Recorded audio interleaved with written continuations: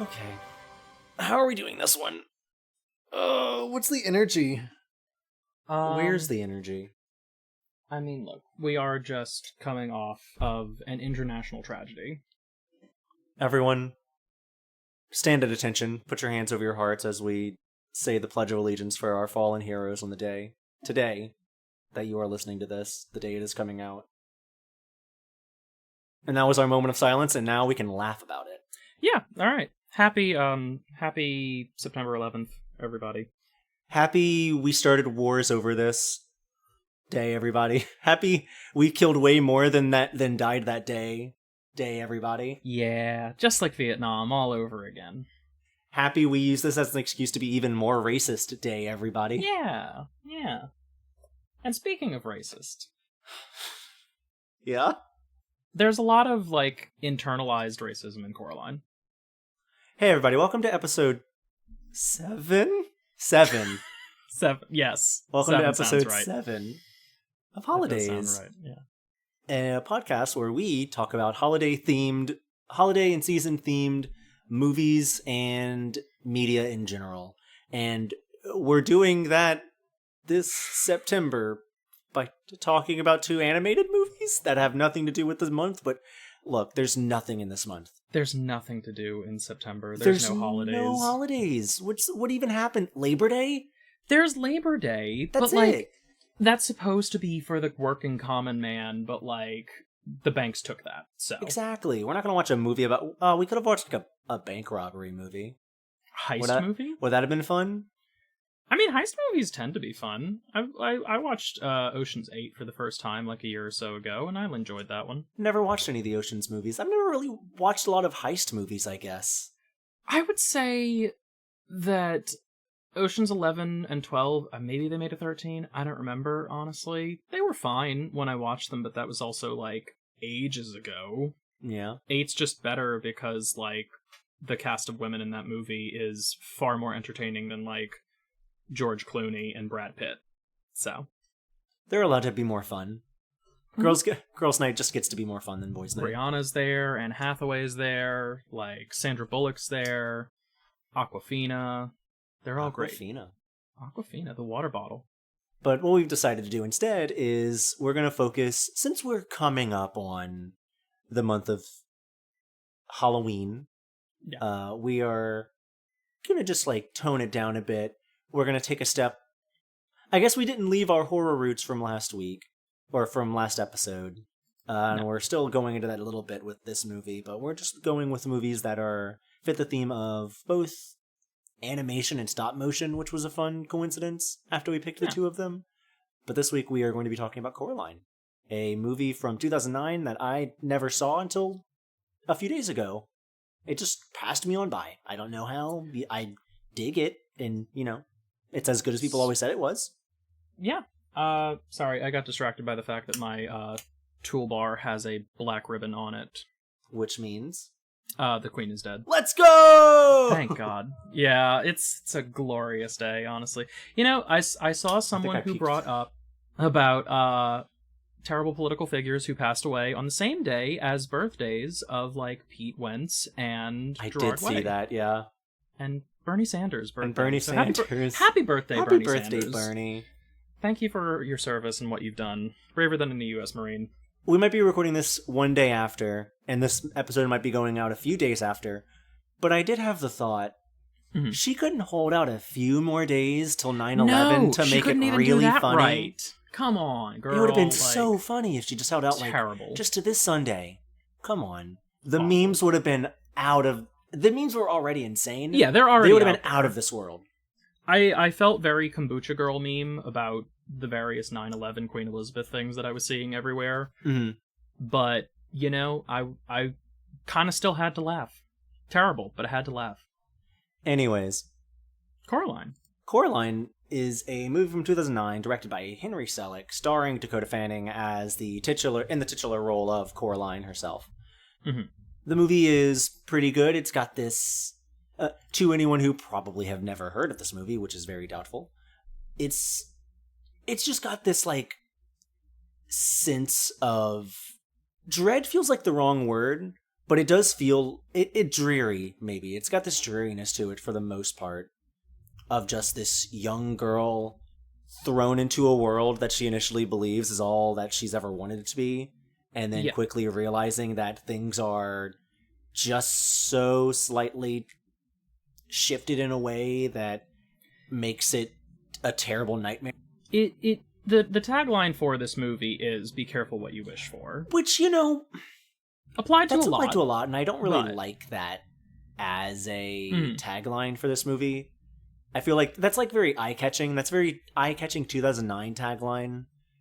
It's the very obvious choice, and I feel like there is better out there, but it is in essence what the movie is, of this character Coraline wanting certain things to be different about her life, and then getting them, and then realizing, hey, this sucks actually. It's interesting in the aspect, I almost have to say though, of Coraline gets herself into this by an outside force that she had no... Because it's almost even this thing of, like, she never even necessarily seems to be like, oh, I wish I had a better life, or I wish I could find something that would take me away to a better place. Yeah, no, the plot finds her. I think that's what's really interesting about it is that, before we really get into the meat of it, it's just, this character had, let's say, the inciting, like, event hadn't happened. Like, if plot point A or MacGuffin A hadn't reached Coraline, then I think she just would have, like, went on with her life, like, maybe sadder, like, maybe not realizing that she does have nice things around her, or, like, that... maybe her life would have been not depressing. I think she would have grown accustomed to it. She's still in a very young part of her life, and I don't think we're ever told how old she is, but she's definitely in that, like, 11 to 13-year-old range, I would imagine. There's definitely something that you could say about the spirited awayness of it.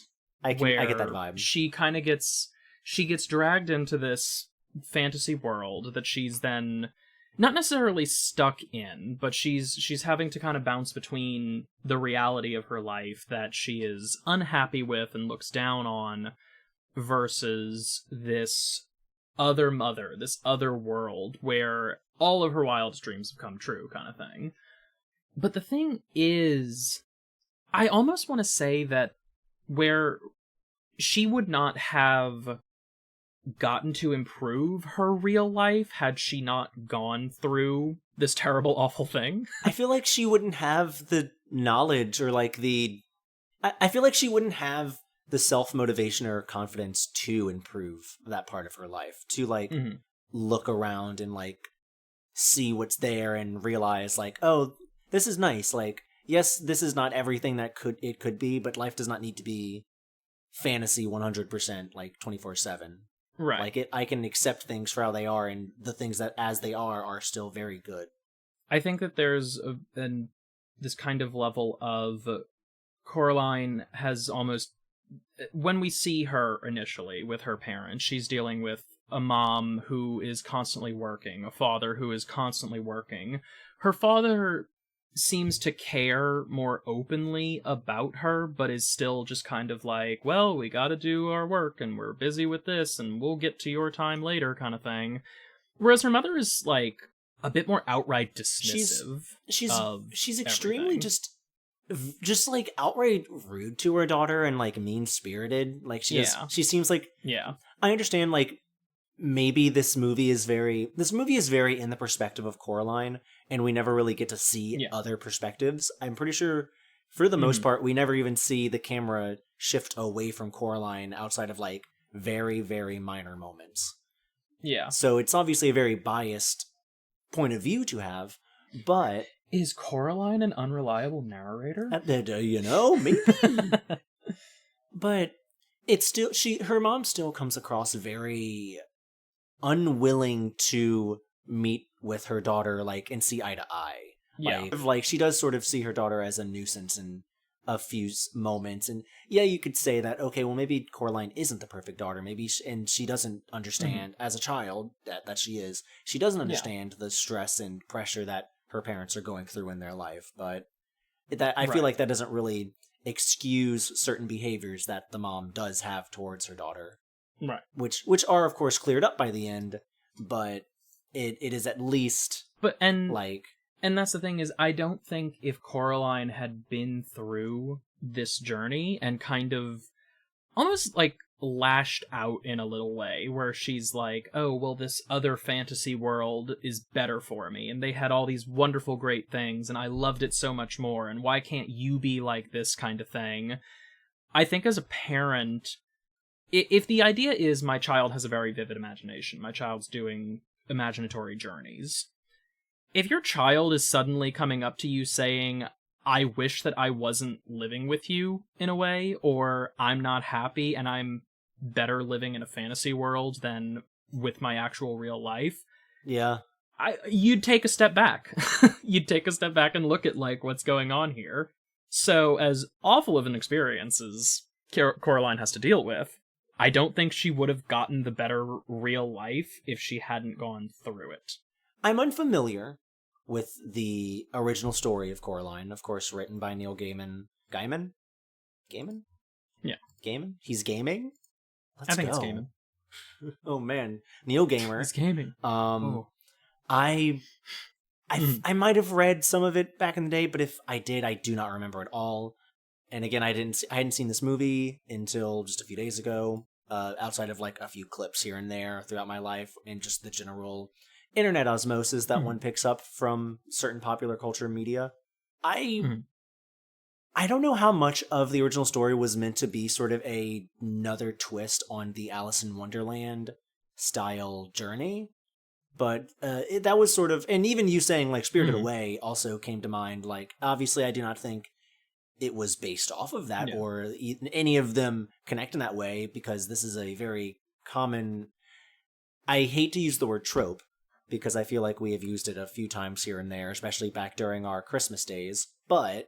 We have, but I still don't think trope is a bad thing. No. But you do see this kind of story come across in media occasionally, of the young girl's journey of self-discovery and of realizing that the world around you does not need to be changed, and that you can accept things as they are, and also find joy in the natural world as opposed to this twisted fantasy world you find yourself in. Right. Not that Chihiro in Spirited Away had a good time and enjoyed her time there. She did do slavery for a bit, but, you know, she still did come out of that story a better person, or just like a more experienced and adult person in her own right. So, you know, it's still there. But it is very fun to see those similarities in these stories, from like the talking cat to this like benevolent like adult reigning figure that resides over the young child, just to see like what, and the various like adventures that feel like otherworldly and just bizarre in a way that you can't always you can't put your finger on, because of how this movie is very certain about it. But there are very minor moments from that as well that are very off-putting from the natural world as well, besides just the very obvious examples of how the other world is just vastly different from the normal world. But we have this movie start off, as we've already discussed. Coraline is a young girl who is not quite so happy to be moving into a place called Pink Palace Apartments with her parents. I did read, apparently it's in Oregon. Yeah, I think they do mention it's Oregon. Like, so she moved from Michigan to Oregon. Yes, poor thing, girl. It's a dump. The place she's moving into is more or less a dump. She has some neighboring tenants that are strange and different from your normal folk. Yeah. And she also has this very strange neighborhood boy who I say bothers her.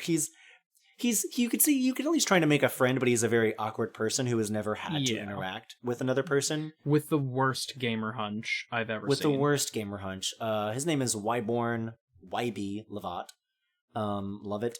And he is mostly well-meaning, but he, like I said, he's obviously never had to interact with people in that way. He seems to be with his grandma, who is very strict about him and what he does, and like and even as he tells Coraline to never really interact with the Pink Palace apartments because of weird stuff there. Mm-hmm.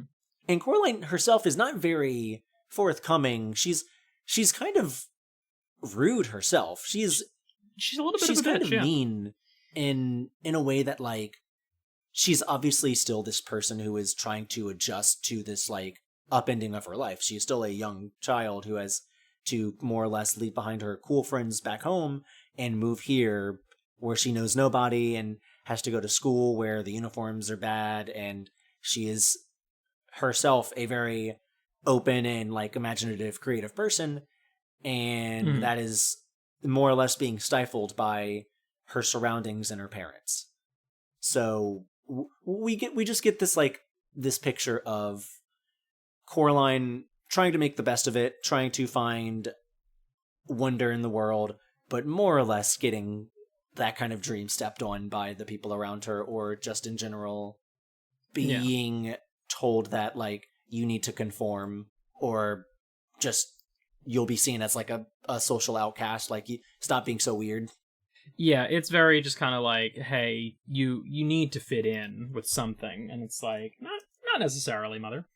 Don't listen to your parents, kids. Your parents don't know best. You know what's best for you. If you want to go jump off that roof, you go jump off that roof. Yeah. You'll be fine. If you break your leg, that was your That's a learning experience. Yeah. Everyone needs now you know not to do Everyone needs to break a bone once in their life. But this is the conundrum for Coraline, as she's trying to find something wonderful about the world, and instead is not getting any of that. She is told to run along by her parents to leave them to their work. They are journalists, like article writers for this, like, I Heart Mulch, like, plant. It's like a website? gardening. It's like a gardening magazine or something like that. Yeah. They would be doing, like, a very boring podcast about gardening in, like, the next 10 years or something like that. Mm-hmm. Both her mom and dad work on that. If anyone who is not familiar with this movie, if you've ever seen the dad, this very stressed out looking dad leaning over his keyboard, staring at the monitor of his computer. It's him. It's him. We found the meme. I pointed and yelled, and it was very fun. Yeah. But as we also said, her dad is a little bit more willing to accept his daughter's, like, strange proclivities. Her eccentricities. And gives her something to do. Tells her to go look at every door and go note down every door and window in the building. And as she does this, she comes across this door, this small square door in the wall of, like, this, like, sitting room, like this, like, resting area. It's like a living room. It's like a living room, but whenever I think of living room, I think of, like, I guess I think more homely and more direct. This seems to be like an offshoot of the house. Like, this seems to be, like, tucked away in a corner. And obviously they've not done much with furnishing the place because everything is very dusty and unfurnished and stuffed in boxes at the moment. But she does find this, like, slight sort of cubby covered up by wallpaper, and as she's able to undo it, finds out it's locked, gets the key from her mom, and as she opens the door, it is bricked up. It's just a bricked up wall. What's the story there? I don't know.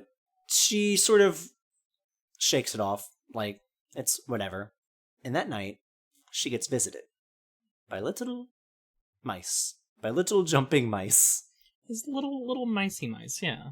They're adorable, they jump around, they hop around, and they lead her to danger. They lead her to the same bricked up wall, except it's no longer bricked up anymore. As she opens the small door, there's a flesh tunnel, like a psychedelic flesh tunnel in there, that looks like it would be the most uncomfortable thing to crawl through, because as she, like, moves through it, like, her hand can visibly be seen, like, going into it, like, it doesn't quite conform, or it's not solid. It, like, moves and shakes with her, and it's just very strange. It reminds me of, like, those tunnels you'd see at, like, one of those interactive museums you could go to as a child. It struck me less as a flesh tunnel, honestly, and more as, like, a fabric kind of cloth tunnel that she's going through. What is fabric but the flesh of a doll? You're right on that one. I'll give you that. You know, we didn't mention a very important piece of note. The doll. The doll. I said the word doll, and I guess we should have introduced that as well. The Haunted Doll Watch. Haunted Doll Watch. Before anything happens as well, Coraline has gotten a present. A gift from her neighbor, YB. And it is a doll that looks exactly like her, down to her raincoat, down to her blue hair. Everything looks exactly like her. And this is a little weird, but she carries it around with her. And as she goes to sleep, she has it sitting next to her in a chair. And then this happens. This doll is important. It's a very low-key part of the story, considering it only gets brought up a few times, but it is a very important part of the story. I still just find it strange that if a man came up to me and was like, hey, I got this doll that looks just like you, kind of thing. It was in my grandma's attic for years. Yeah. I would simply not accept it. That's weird. Why do you have this? The child mind is very different from the adult mind, and what is strange to an adult, to a child, is like, okay, yeah, that's fine. I mean, she does question it and does, like, confront YB about it the next day, but it's not like it's ever brought up. She doesn't get rid of it. She's still like, oh, I'm still gonna keep it. It's still mine now. It looks like me, so obviously it's mine. Duh. Yeah. But as she heads up into this portal, she enters her home again. Everything's as she left it. She went through a door, came out that door. Okay. Yeah. But there's some slight differences. There was a painting on the wall that once had a child having dropped his ice cream on the ground. Now he is happily eating his ice cream, fully intact. I believe things are like slightly cleaner in the house. She can hear humming coming from the kitchen. That sounds like her mother. It's all clean and nice. Yeah, everything is like nice. Everything's well put together. And as she gets to the kitchen where the humming is coming from, she sees her mom working like to cook something. But as her mom turns around, that's not my mom. This bitch is weird. This bitch got buttons on her eyes. Evil. I mean, it's all right. She pulls off the look. Not everyone can pull off the buttons on the eyes look, but I think she does it well. A quick aside is that the mother, Mel Jones, Coraline's mother, / the other mother that we are just now meeting, are both voiced by Terry Hatcher, who has the distinct pleasure of being the same woman who played the leading lady. It's our second time we've had her on. Yeah, it's our second time having her on. We had her as the leading lady of A Kiss Before Christmas, our first movie we talked about on this podcast months ago. Probably our favorite out of all of them. Our favorite one, honestly. It was the standout out of all of them. But yeah, it's same actress, obviously a few years older now, or by the time Kiss Before Christmas comes out. But it was a very fun, like, it's always nice to see that, oh, this lady can act.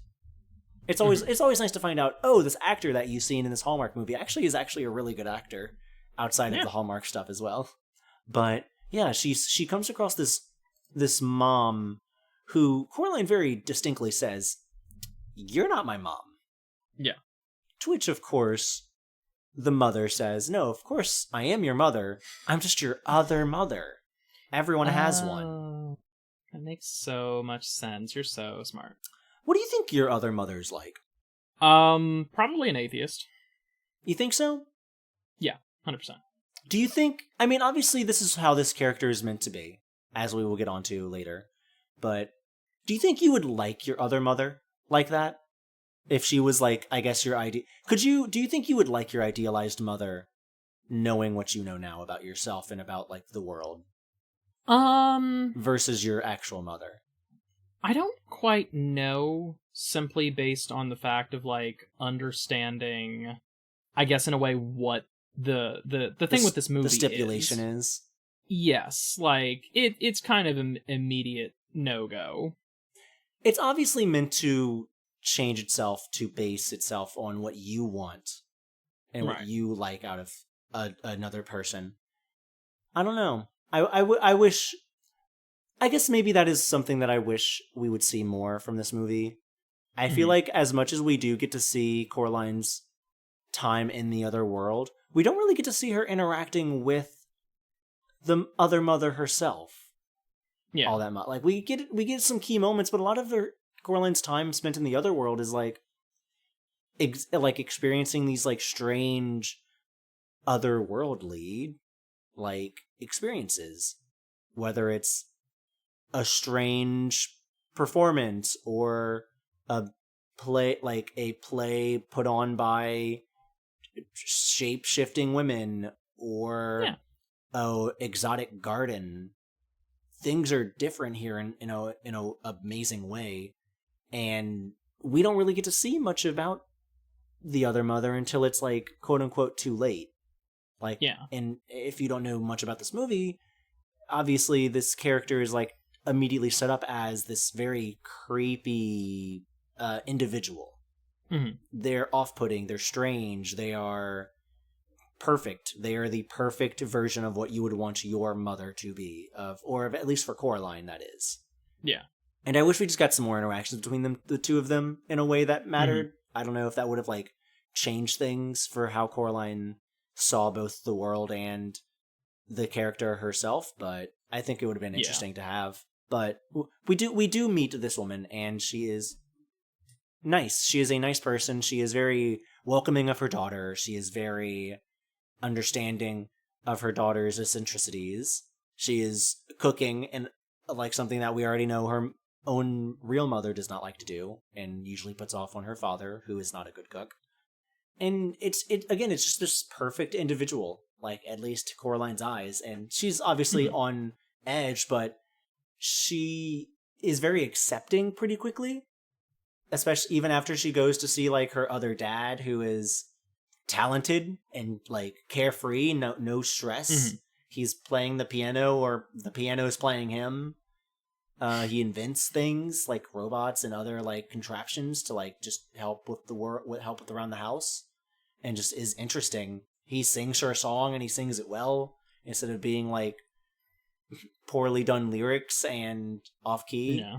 It's perfect. It's exactly what she would want from a different version of her parents.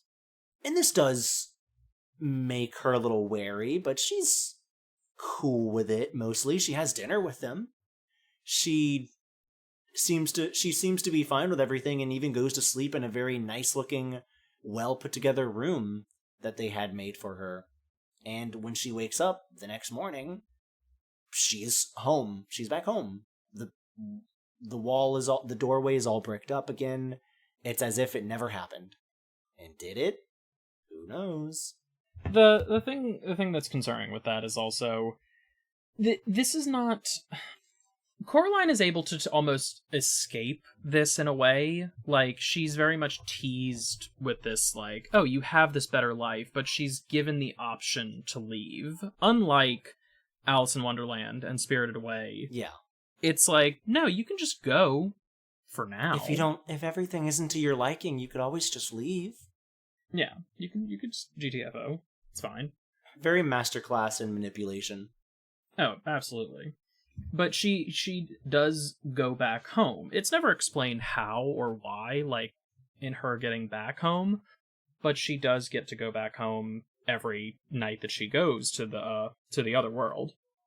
But she's still given warnings by her very eccentric neighbors, who are very judged in a way by her mother, who we already know her mother's, like, it's not another great. Interesting thing of Coraline's parents, and more specifically her mother, represents this very conservative and precise outlook on life. She thinks that things should be one way, and if they aren't that way, then they are strange, they are weird, they are to be shunned and outcast. Yeah. And you don't want to be weird, do you, sweetie? Yeah.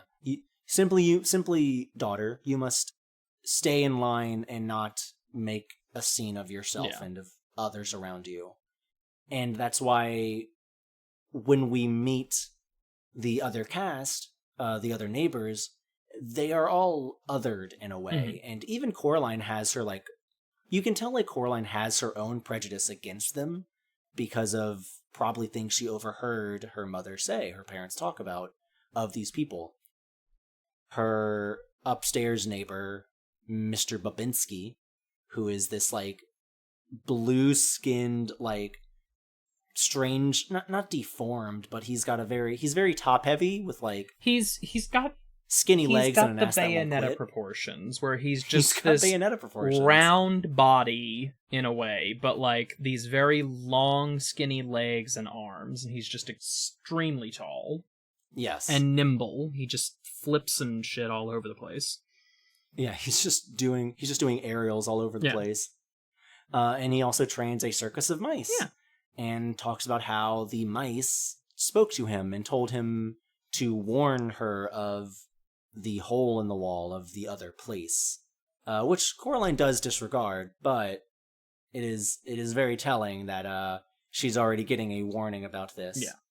And then we also have her othered neighbors of 2 retired burlesque dancers, Miss Spink and Miss Forcible, who are very elderly, a little too old, and though you could see that they were, and as the movie shows you, were once very beautiful and like attractive and wanted early in life, have been more or less shunned to a hole in the ground. Yeah. Like they live in a basement like flat underneath the apartments with their like multiple dogs that all look the same and that have all looked the same since they just don't let them die. They stuff them on death and put them in little angel costumes and put them on the wall. Don't do that to your pets. Weird. Some people just really got into taxidermy and figured, this is the right way for me. Just bury your pets or cremate them like everyone else. But even these characters are like, they're well-meaning. Like, they're strange, but they're not like bad people. No. The 2 of them are like an old bickering married couple that have been divorced 3 times. They're divorced and still together kind of thing. They've got big divorced energies, but they're still with each other because they can't get rid of each other at this point. Where else are they going to go? Who else are they going to talk to? Yeah. But they even have like a strangeness about them that's like, oh, well, we can read you your tea leaves, and both give different readings. Whereas one of them in the tea leaves sees a giraffe, a nice little giraffe. The other sees this like clawed hand reaching out, which is a common symbol throughout the movie to represent Coraline's like encroaching doom. But besides that, like she keeps getting these like cryptic warnings, and even YB himself is like, my grandma told me not to go to that place. My grandma's twin sister disappeared ages ago in that house, and she's not been the same since. Like, you need to be careful. I'm sorry that... And he's not very, like, all that nice about it either. Like, he's very, like, freaked out by Coraline's, like, aggression / interactions with him, and thinks she's, like, very strange and weird. But otherwise, everyone gives her warnings. Does she listen to them? No. Despite this, she goes back to the other world. Every night, she even sets up a trap, quote unquote, of like cheese for the mice, and they lead her back through the hole in the wall. And she gets entertained by the other versions of her neighbors, and also meets YB.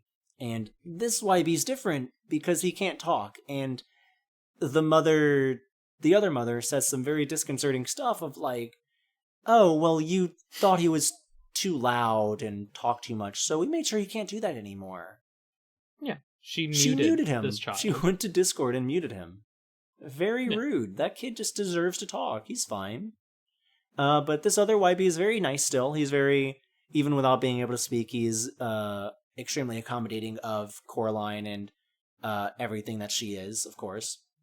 And throughout these like next few visits, she gets entertained by alternate Otherworld Babinski and Otherworld Spink and Forcible, but also meets the cat, the black cat that has been seen throughout the movie, sort of following, looking around knowingly, and it's a good cat. And as we meet him in this world, we realize this isn't an Otherworld version of the cat. This is just the cat. And we will henceforth refer to the cat as Keith David because he's voiced by Keith David. Yes.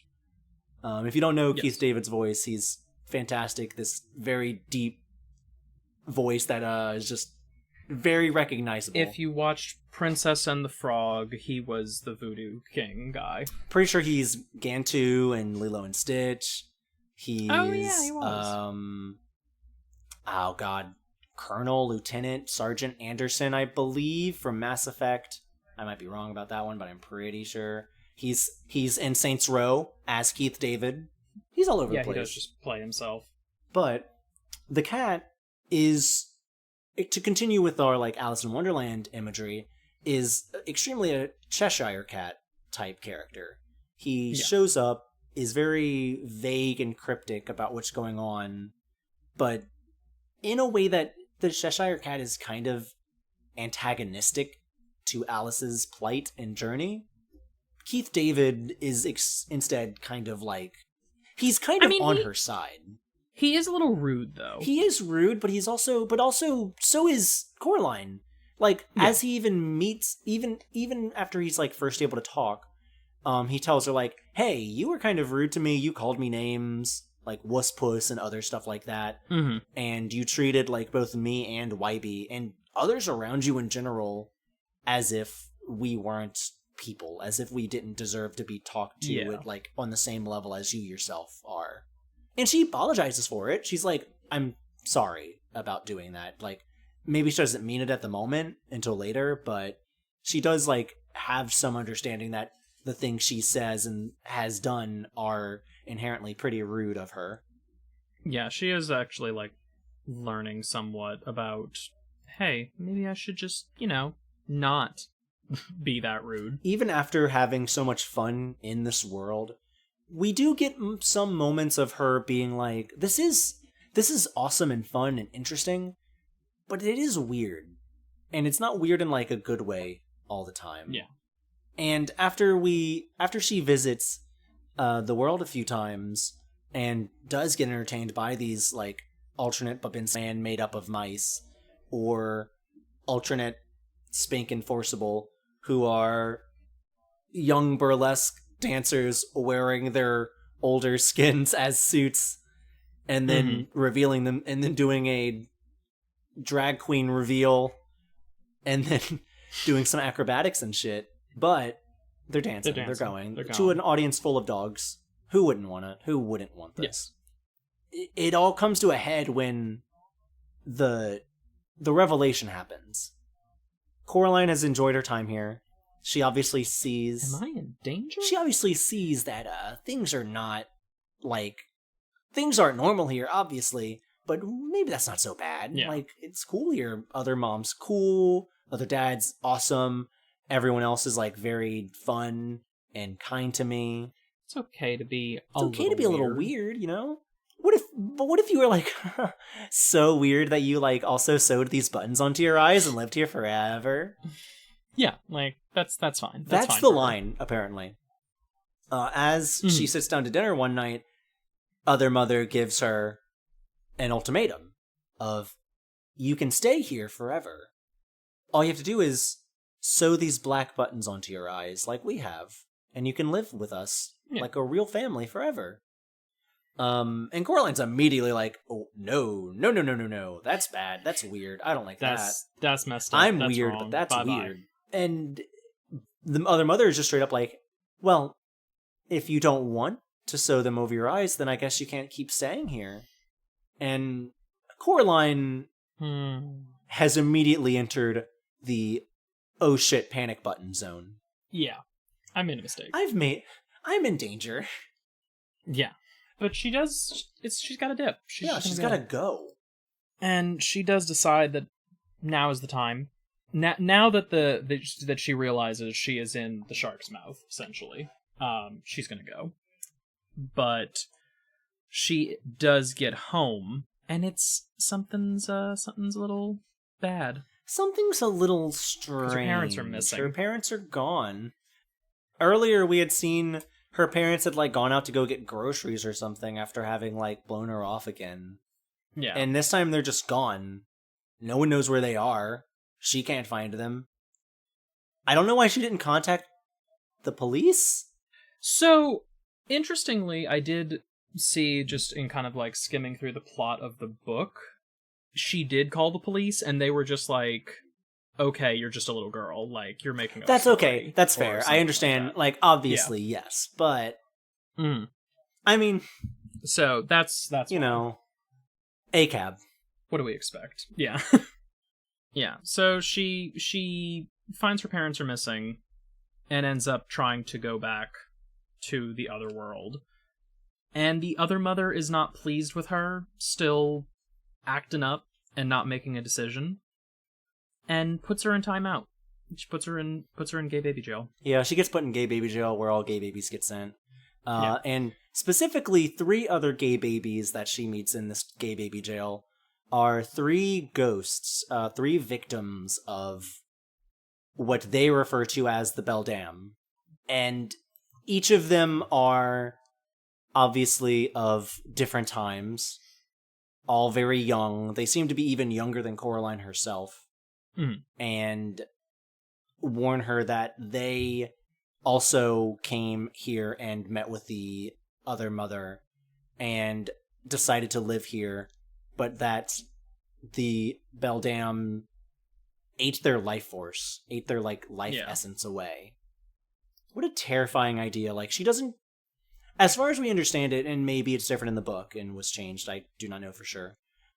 What a terrifying thing of, like, there's this thing that doesn't want to, like, devour you in the way that, like, a witch would in, like, a fairy tale, but that she just wants to, like, drain you of your life until you're just dead. It's interesting because there is what I had looked up about also with the book. They say apparently that the Beldam collects children and, quote, whom she loves possessively to the point of eventual destruction, taking their souls so they cannot leave her world and caring for them until they pass away, but wanting to feel their happiness and joy afterwards. It's like it's abusiveness to, like, the other end of the scale of, like, there's the abusiveness of being too loving or, like, too caring to the point of, like, you don't like that I love you? Am I loving you too much? Then yeah, it's very love bomby.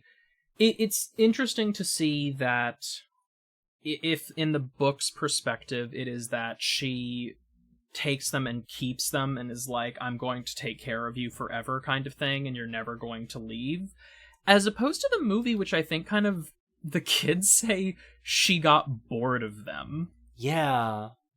And that's really interesting because, like, yes, obviously this is a kid's book, despite the terrifying imagery and writing in it.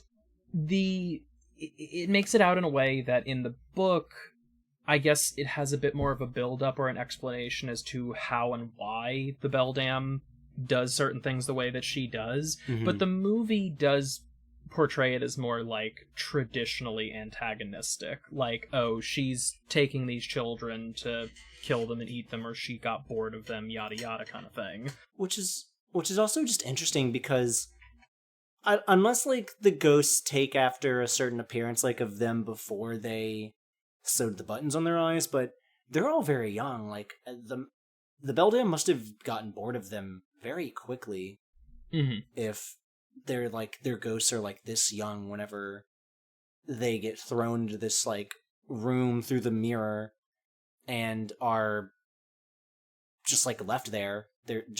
Their souls are just left there to rot. Right. Terrifying. Evil. Straight up, yeah, these poor kids, like, I wish there was maybe some more.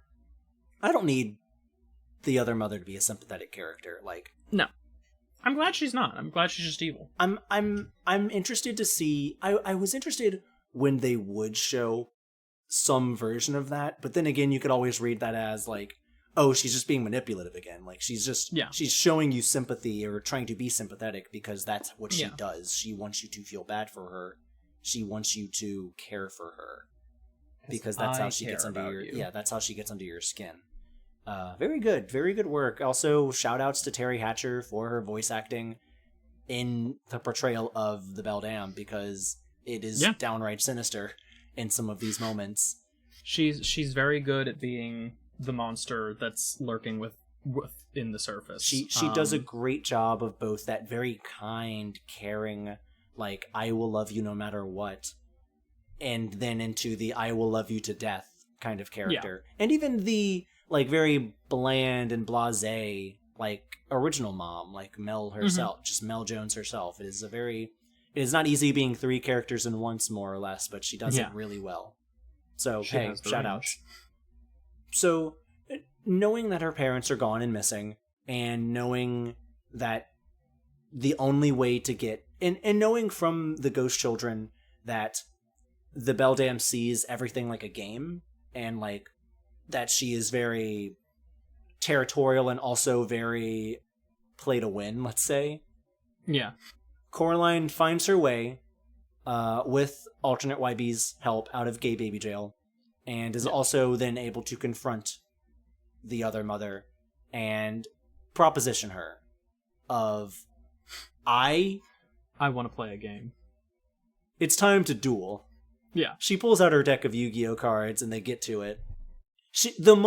It is so funny, the moment Coraline's like, we open up a scene of, like, the Beldam, like, in her original form, where she's, like, very tall, very, like, elongated limbs, like, her entire proportions are just very different and strange and off-putting.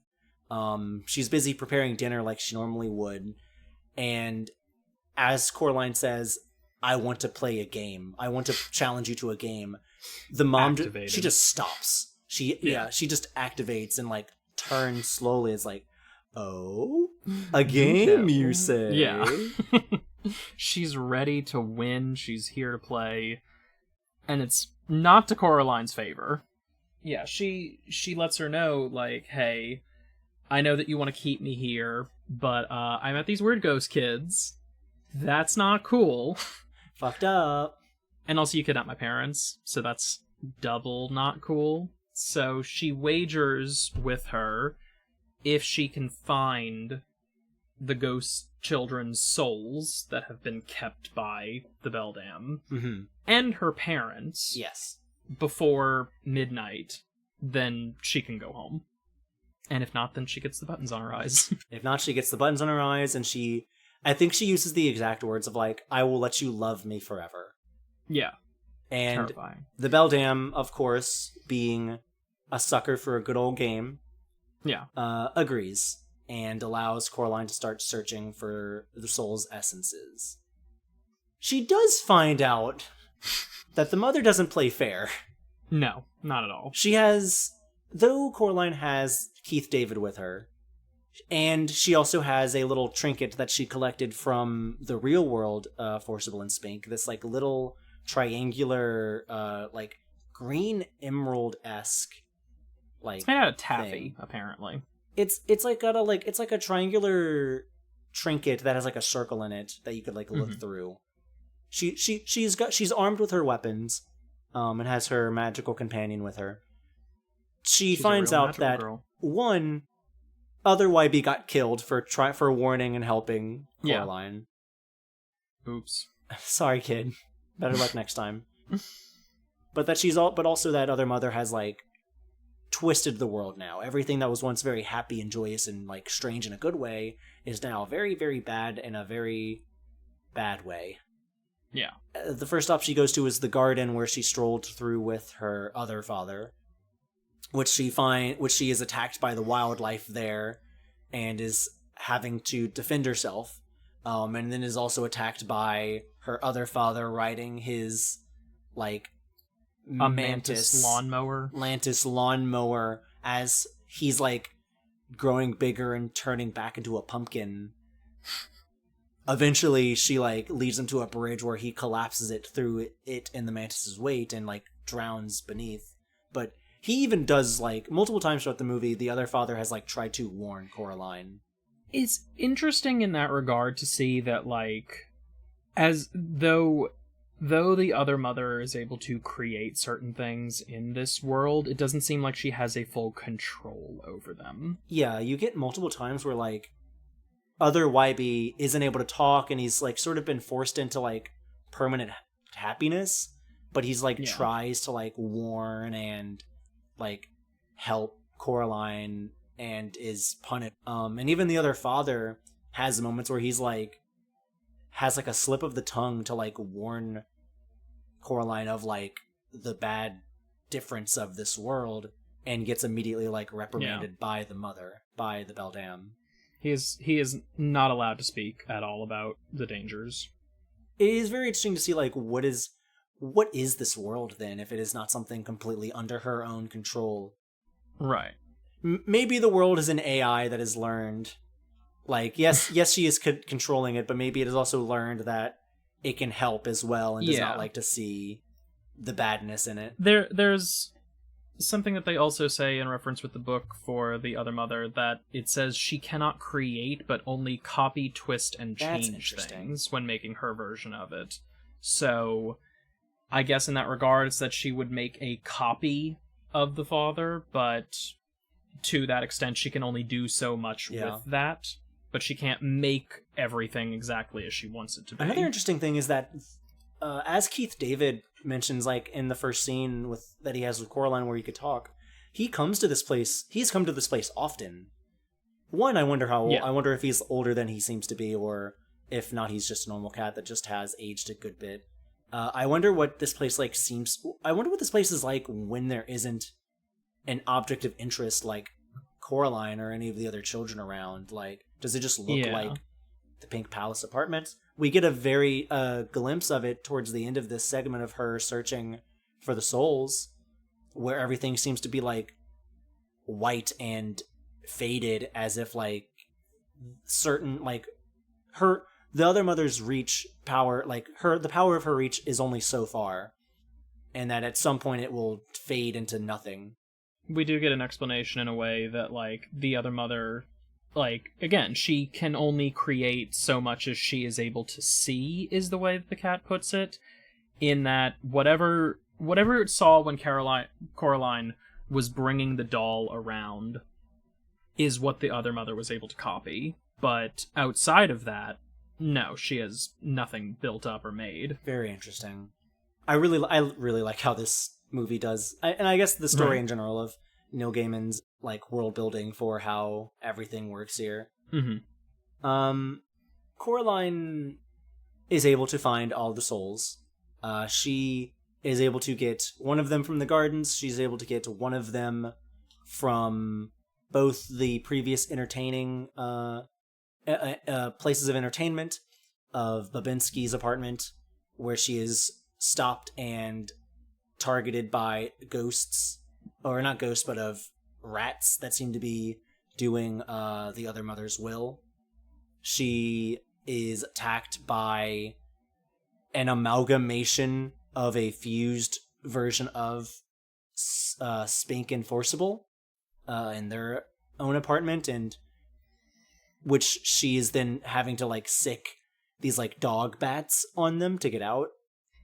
If this sounds terrifying to you in some ways, that's because it kind of is. It's really cool. It is. And it's not like they've never done, like, horror and children's media have always been intertwined. Horror has always found its way to intertwine itself with other genres, because it doesn't because while horror works really well on its own, it also goes really hand in hand with a bunch of different genres. Mm-hmm. And even back in the day of like Stories to Tell in the Dark, or like oh my god, what is R.L. Stine's Goosebumps? Mm-hmm. Like stuff like that. Like there's always been like unsettling children's fiction. Kids get scared and that's by stuff. Cool. Yeah, it's fine. It's good to be scared by things. Like it's good to understand, because you just understand different parts of yourself and the world through being afraid, in a sense. Mm-hmm. It is a very interesting like outlook to have. Always here for it. I think there's an interesting side to this also that you could say, of showing how there are certain things, and I want to say with children's horror a lot, you can see a kind of side to, it's not just necessarily, oh, the spooky monster is evil. Yeah. That sometimes what is monstrous may not be bad. It may be intimidating or concerning at first, but there's importance to look underneath that and see it for what it really is. with Spirited Away, it's a very open thing, obviously, of, like, what is bad, what is good. But they do have a little bit of a twist in that, with, like, No-Face being kind of like this little neutral thing that he is, for example, but can be twisted. He only turns bad because he is based off of the greed of others around him. Yes. But you think about with this movie and how the thing that is, like, actively looking nice and kind and friendly is actually something with darker motivations.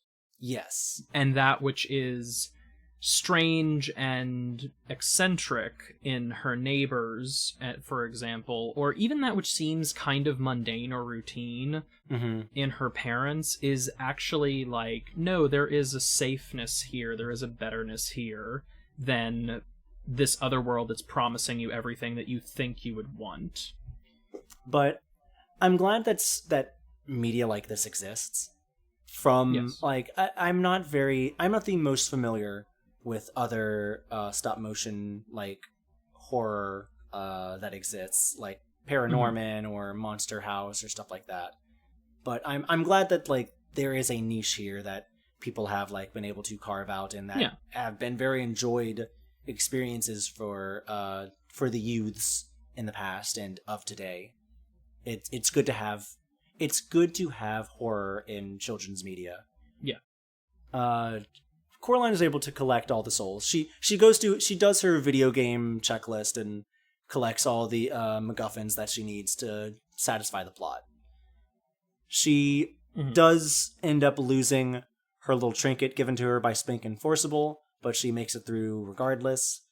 And after she has all 3 children's souls, the last thing that she needs to do is find her parents. And she at first isn't sure, but she does like a real good gotcha. She gotchas her.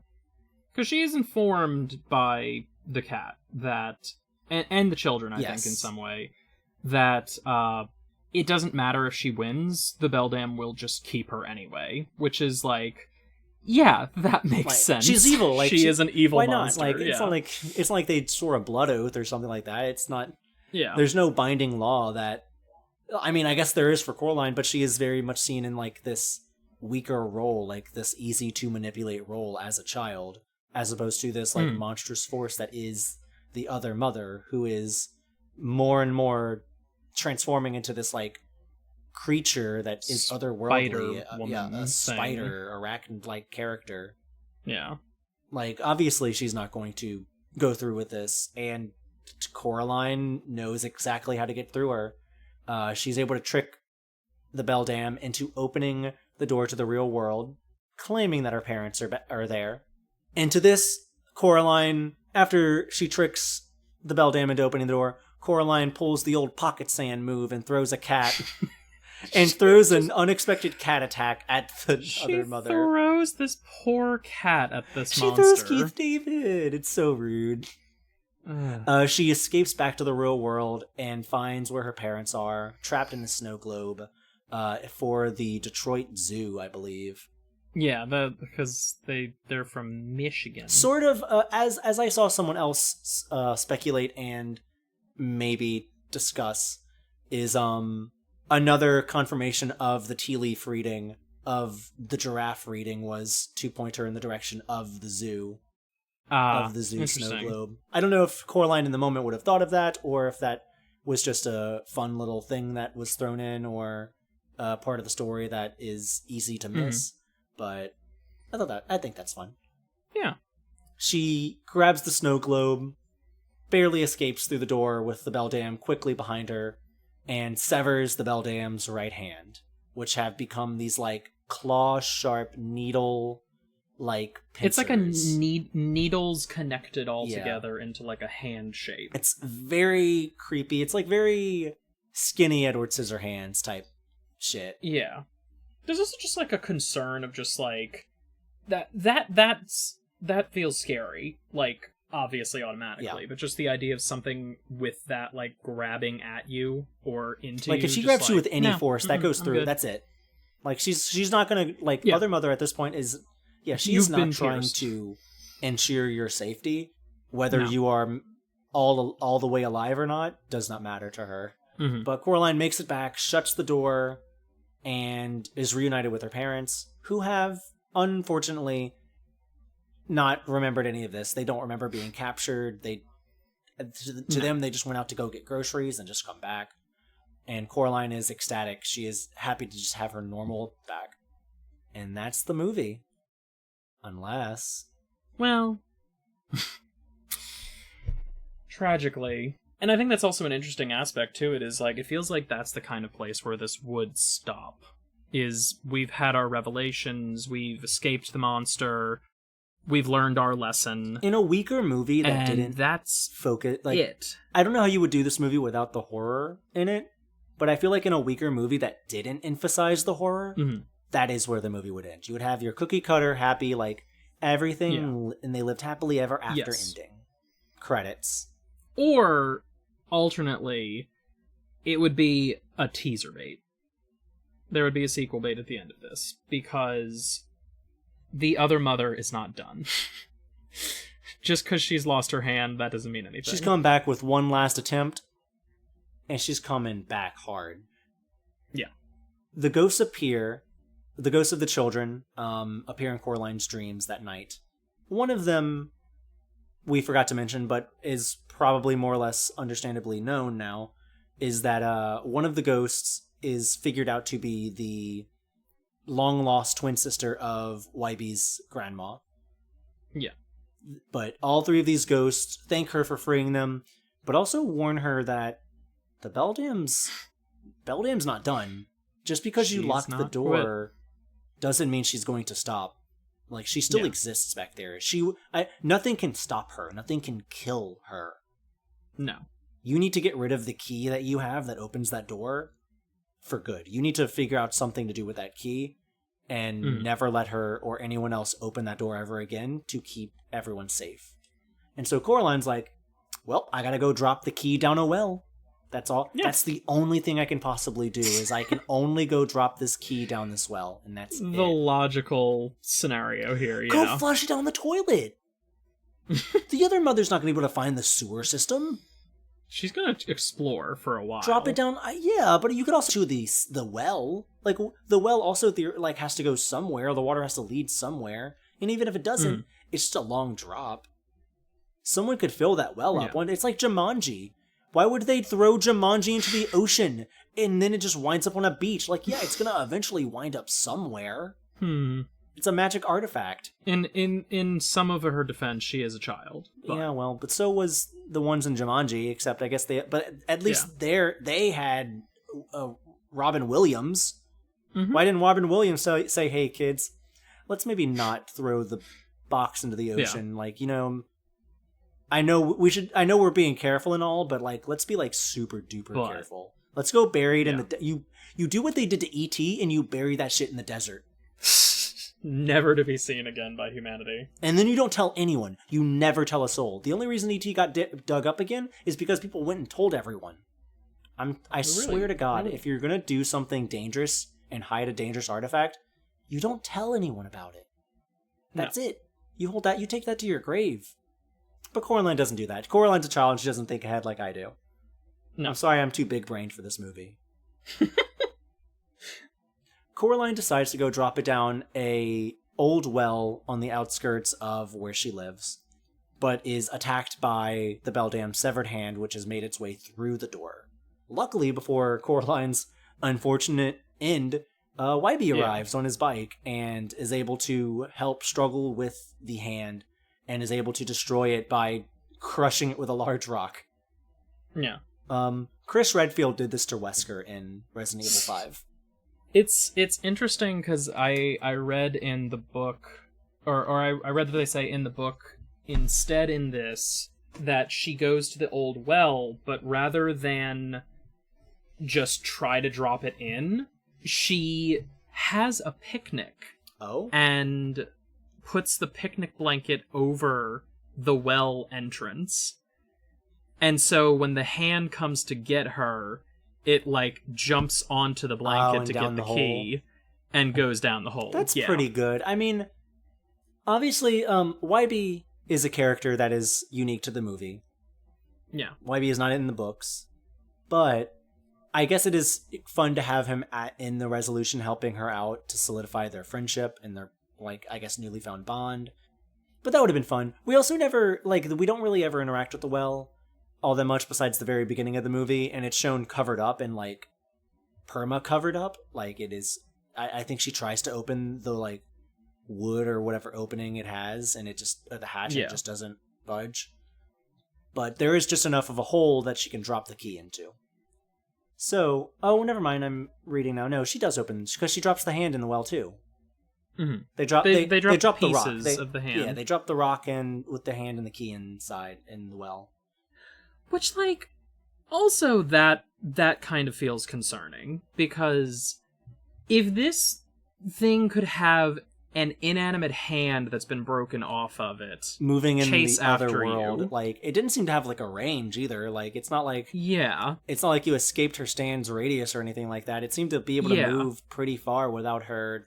And you then broke the hand into pieces, but you still included those pieces with the key that you threw down the well. Can the hand sew itself back together, maybe? Right. Like, who's to say that it can't come back? I'm just saying still? this is a very short-term conclusion to this, like, to this problem. Yes. Which, again, very childlike. It is a very good childlike short-term solution. You're not thinking, like, it's fine. Who cares about... In 100 years, it's probably going to be fine. Mm-hmm. On to cause problems for the next children. Yeah, it'll be someone else's problem down the line. It's not going to bother me for the rest of my life or my lifetime. Yeah.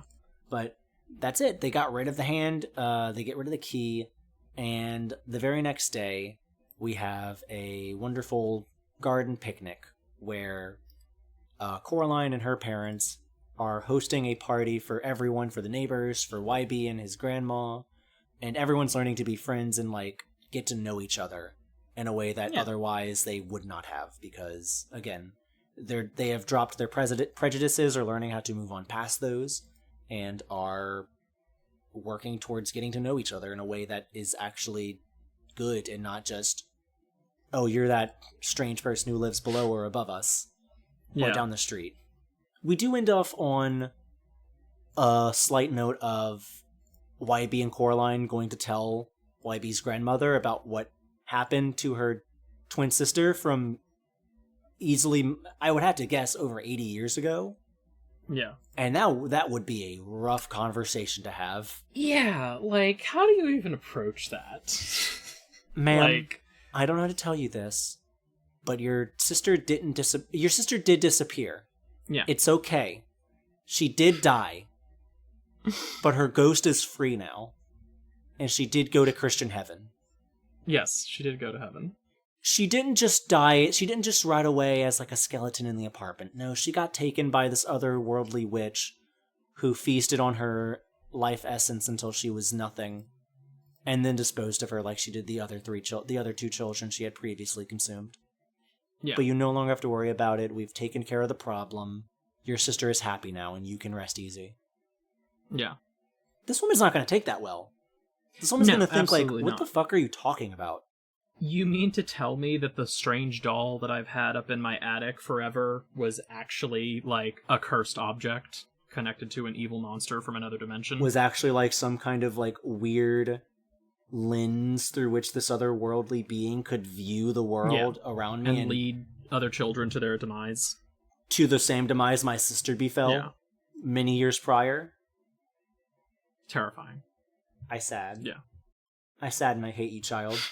She just bans YB from being her friend evermore. Yeah. But that's finally the end. We do end off on this, like, nice note of everyone gets to know each other. YB and Coraline are going to clear up the air with YB's grandmother, and even Coraline's parents seem to be both more accepting and willing to spend time with their daughter at her level, as opposed to, like, nudging her off and not interacting with her as an equal.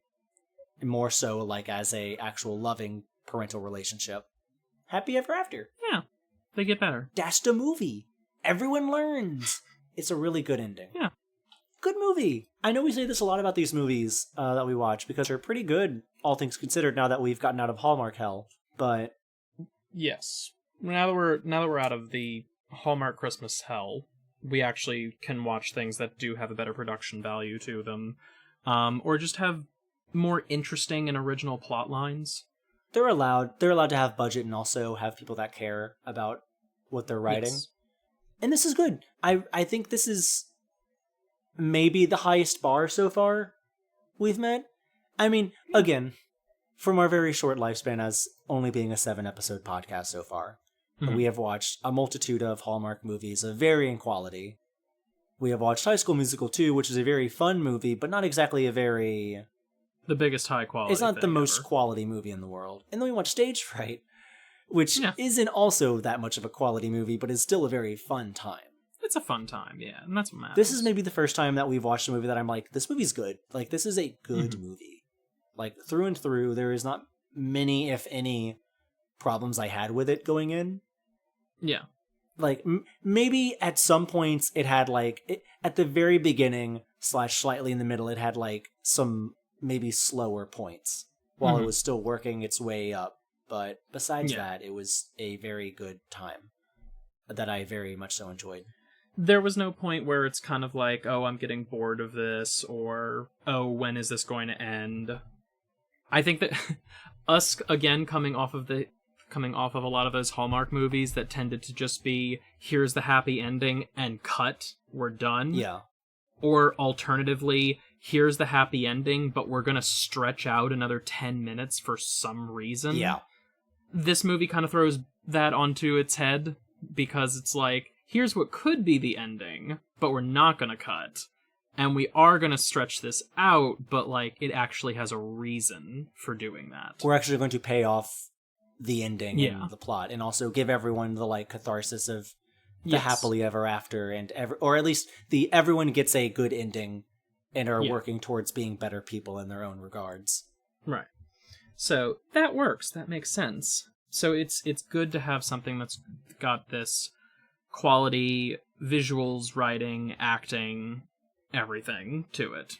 All in a day's work. I'm glad that we're doing September Stopmotiontember. September's Stopmotion September. Stopmotion September. You know? I mean, if that would be the theme that we stuck with for future, I'd be down with that. There's nothing else happening. Yeah. Maybe we'll do the 9/11 movie next year. Today would have been the right one for it, though. We did pussy out of the 9/11 movie. I don't know if I would say that just because we know that it's not that good of a movie. Yeah, I mean, we could have found a good 9/11 movie, or at least No, I don't think we could have found a good 9/11 movie. No. I don't think there's anyone that has made a 9/11 movie that have made it in a way that is because of what that event in our lifetime was. Yeah. Both respectful of it and maybe also critical of the things it caused. Mm-hmm. I don't think anyone has done that, and I have no real interest in finding out. Same. But, you know, hey. Happy 9/11, everyone. Hey, good work, everybody. Yeah, I think this movie was good. I would thoroughly recommend it. Good 2 hour ish, like 1 hour 50 minutes sort of movie for someone to sit down and watch. Mm-hmm.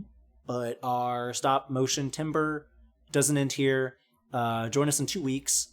We will have another one. We have another one that is maybe more fitting of the spring into fall, autumn territory, at least of the vibes and the color palette of the movie.